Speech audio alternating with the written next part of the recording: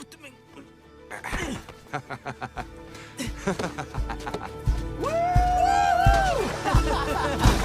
Þegar vor jörð var ung, loftið unaðstætt, kysstu fjöllin, hvolfið blátt. Og þá óravít með sín ótalsvið, áttu náttúr og menn í sátt. Í þeim óbyggðum, yndis og ógna, treystu bræður, kærleikans bönd. Með hamingju í sál, þeir könnuðu heiminn, bæði haf, himinn og land. Til annað líf sem áður var, yfir okkur vakir, gefið að við getum skilið það.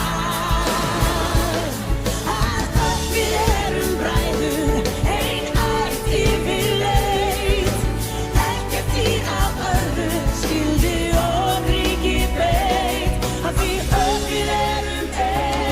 Veitið okkur vit, bæð og skilning, og ljáið viskunni sín örugga sess. Því hver ákvörðun og athöfnun móta líf þitt og framráð þess.